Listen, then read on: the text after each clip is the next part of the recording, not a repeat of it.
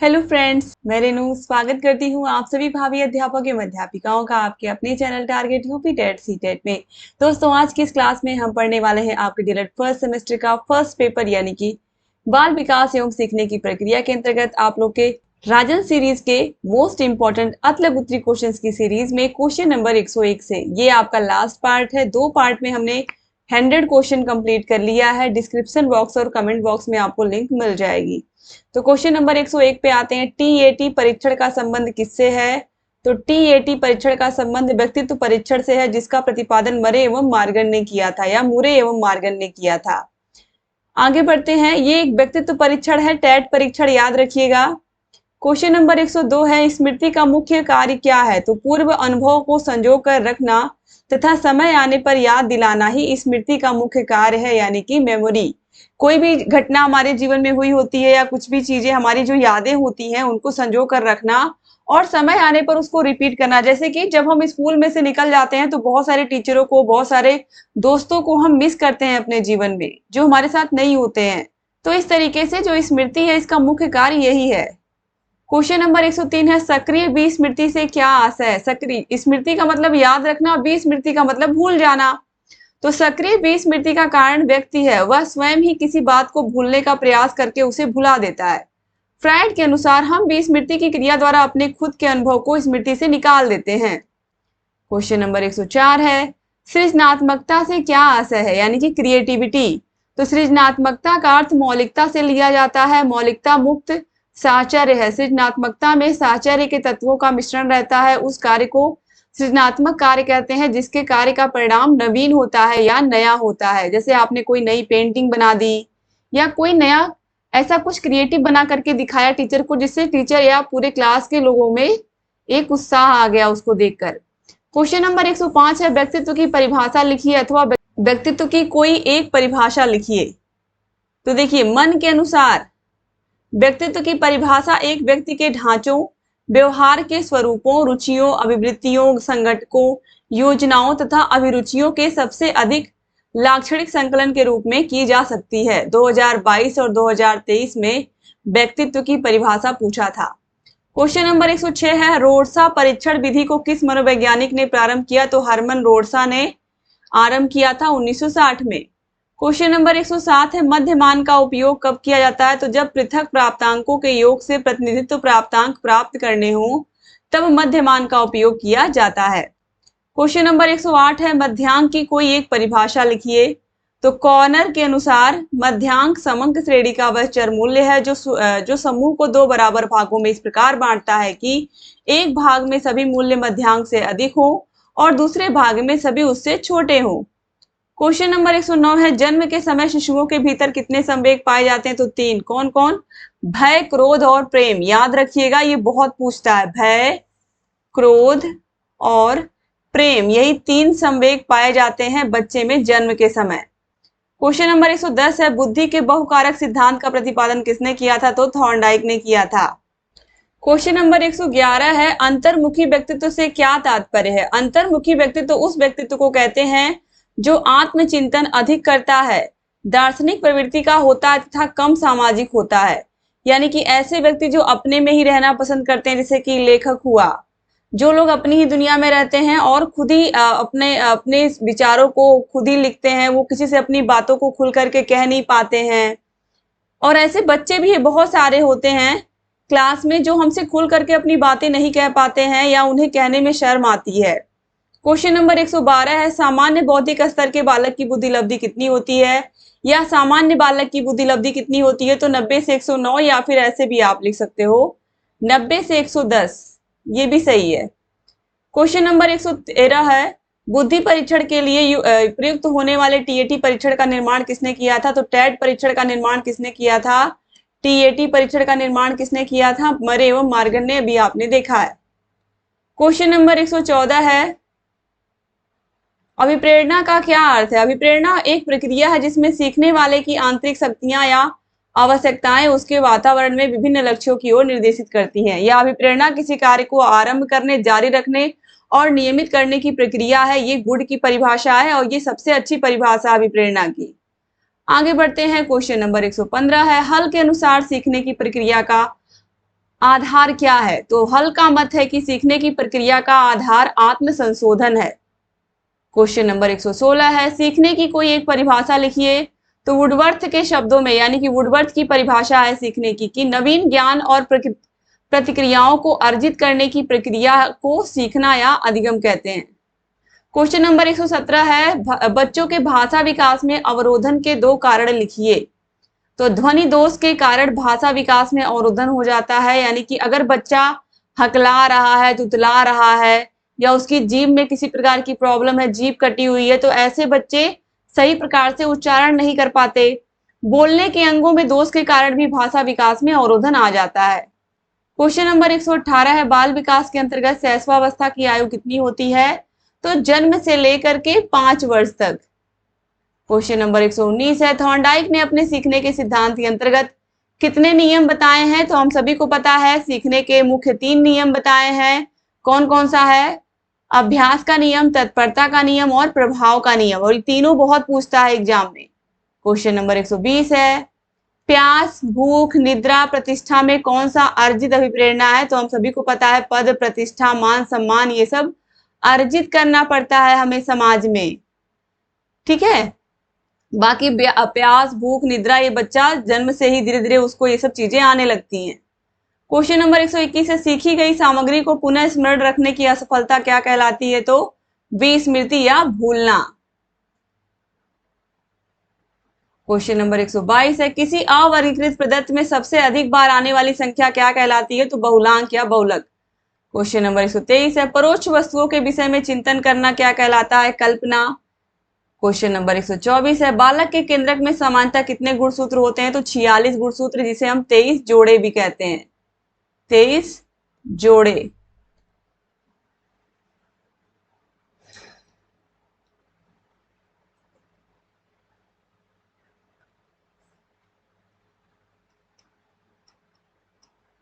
आगे बढ़ते हैं क्वेश्चन नंबर 125 पर। अधिगम स्थानांतरण को स्पष्ट कीजिए, अथवा सीखने के स्थानांतरण संप्रत्यय को स्पष्ट कीजिए, अथवा अधिगम स्थानांतरण संप्रत्यय को स्पष्ट करिए। 2023 में पूछा हुआ प्रश्न है।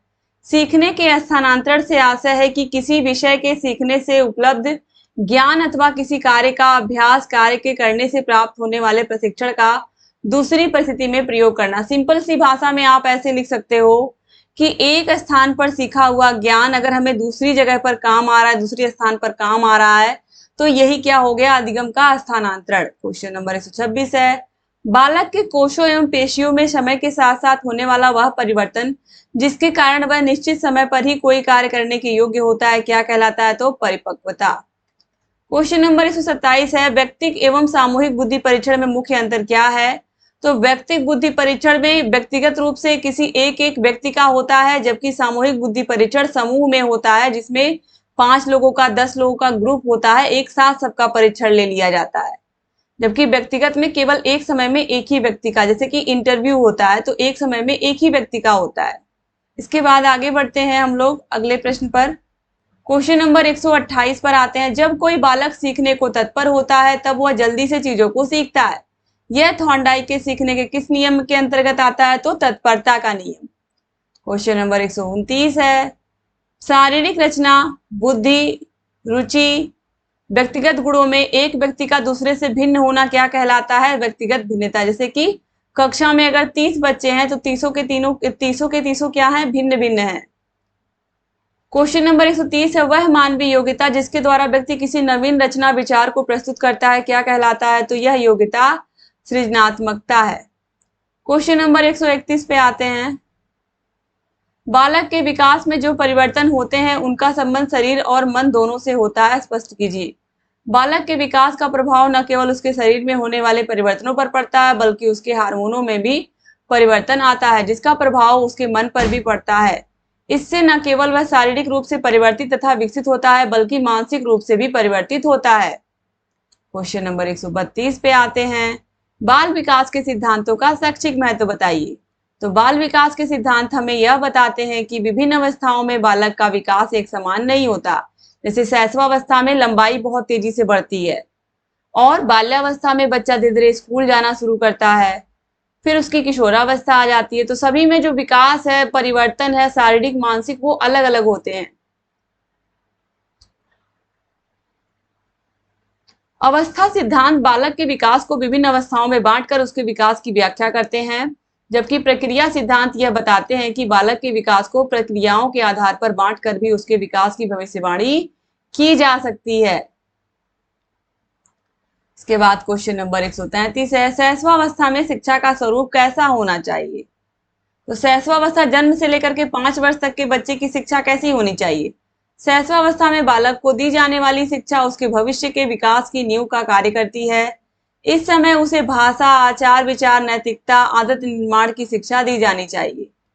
क्वेश्चन नंबर 134 है, बाल्यावस्था में मानसिक विकास की 2 विशेषताएं लिखिए। तो बाल्यावस्था में बालक की ज्ञानेंद्रियां प्रौढ़ होने लगती हैं। बाल्यावस्था में बालक संवेदना से प्रत्यक्ष ज्ञान की ओर बढ़ने लगता है। क्वेश्चन नंबर 135 है, बालक के विकास में संचार माध्यम के 2 लाभ लिखिए। तो बालक के ज्ञान का विकास होता है, दूसरा है बालक का सामाजिक वातावरण बढ़ता है।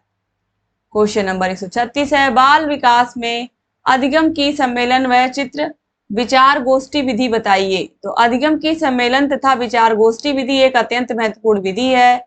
इसके माध्यम से छात्र का अधिगम अच्छा हो सकता है। इस विधि में कुछ विद्वान मिलकर सम्मेलन या विचार विमर्श द्वारा समस्या का समाधान ढूंढते हैं। क्वेश्चन नंबर 137 है, बुद्धि परीक्षण या बुद्धि लब्धि का सूत्र क्या है? तो बुद्धि लब्धि का सूत्र है, हम सभी को पता है, मानसिक आयु बटे वास्तविक आयु गुणे 100। क्वेश्चन नंबर 138 है, बालक में 20 स्मृति कम करने की कोई 2 उपाय बताइए। बालक में 20 स्मृति कम यानी कि भूलने को कम करने के कोई 2 उपाय क्या है? तो पहला तो यही है, किसी वस्तु को स्मरण करने में पूर्ण ध्यान लगाना चाहिए। दूसरा है स्मरण के पश्चात विश्राम करना चाहिए। इसके अलावा बार बार अभ्यास करा करके भी हम 20 स्मृति को कम कर सकते हैं किसी भी चीज का। क्वेश्चन नंबर 139 है, प्रतिद्वंदिता से आप क्या समझते हैं? जब कोई व्यक्ति विभिन्न समूहों व्यक्तियों से अधिक श्रेष्ठता स्थापित करने के लिए प्रयास करता है तो इसे प्रतिद्वंदिता या कंपटीशन कहते हैं। आजकल कंपटीशन का ही जमाना है, हम सभी को पता है कंपटीशन के बारे में। क्वेश्चन नंबर 140 पे आते हैं, सीखने में पठार के 2 प्रमुख कारण एवं उन्हें दूर करने के उपाय बताइए। तो देखिए, जब सीखने का पठार कब आता है? जब बच्चे को आप सिखाते गए। एक अवस्था ऐसी आती है कि उसका पढ़ने में मन नहीं लगता या उसका पढ़ने का मन नहीं करता, तो उस अवस्था में क्या आ जाता है? सीखने का पठार। तो इसे इसमें देखिए, इसके कारण क्या है? प्रेरणा का अभाव, मोटिवेशन की कमी हो जाती है बच्चे के अंदर और अभ्यास नहीं करना चाहता बच्चा। अब इसको दूर करने के लिए क्या कर सकते हैं? तो विभिन्न साधनों से प्रेरणा देना, शारीरिक एवं मानसिक थकान को दूर करने के उपाय करना और आदतों को सुधारने का प्रयास करना। क्वेश्चन नंबर 141 है, शिक्षक को बाल विकास का ज्ञान क्यों आवश्यक है? 2 कारण बताइए। 2022 में पूछा हुआ प्रश्न है। तो बाल मनोविज्ञान अगर टीचर नहीं सीखा रहेगा तो वो शिक्षक का सम्यक दृष्टिकोण समझ ही नहीं पाएगा। तो बाल मनोविज्ञान शिक्षक को सम्यक दृष्टिकोण प्रदान करता है कि किस तरीके से बच्चों को पढ़ाना है। बाल मनोविज्ञान की सहायता से बालक के विकास की विभिन्न अवस्थाओं का ज्ञान प्राप्त हो जाता है। इससे शिक्षक रुचि, क्रिया व खेलों के सिद्धांतों पर आधारित शिक्षण पद्धति का उपयोग करते हैं।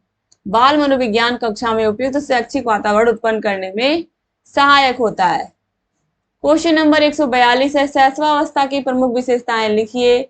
सर्वांगीण विकास की दृष्टि से शैशवावस्था की मुख्य विशेषताएं अधोलिखित हैं। 2022 में पूछा हुआ प्रश्न है ये। तो देखिए, शैशवावस्था जन्म से लेकर के 5 वर्ष तक शारीरिक विकास बहुत तेजी से, बच्चे की लंबाई बहुत तेजी से बढ़ती है। तो बालक के जीवन के प्रथम 3 वर्षों में शारीरिक विकास तीव्र गति से होता है, लंबाई तथा भार में वृद्धि होती है। शरीर के अन्य अंगों व मांसपेशियों का भी विकास तीव्र गति से होता है। फिर अपरिपक्वता, इस अवस्था में शिशु शारीरिक व बौद्धिक रूप से अपरिपक्व होता है। स्वाभाविक रूप से वह धीरे धीरे पालन पोषण द्वारा परिपक्व होता है। क्वेश्चन नंबर 143 है, किशोरावस्था का क्या तात्पर्य है? ब्लेयर, जोन्स और सिम्पसन के अनुसार किशोरावस्था प्रत्येक व्यक्ति के जीवन का वह काल है जो बाल्यावस्था के अंत में प्रारंभ होता है तथा प्रौढ़ावस्था के प्रारंभ में समाप्त हो जाता है। फिर क्वेश्चन नंबर 144 पे आते हैं, समायोजन क्या है? 2022-23 में पूछा हुआ प्रश्न है। गेट्स व अन्य के शब्दों में समायोजन निरंतर चलने वाली एक प्रक्रिया है जिसके द्वारा व्यक्ति अपने और वातावरण के बीच संतुलन संबंध रखने के लिए व्यवहार में परिवर्तन करता है। क्वेश्चन नंबर 145 है, सामाजिक विकास क्या है?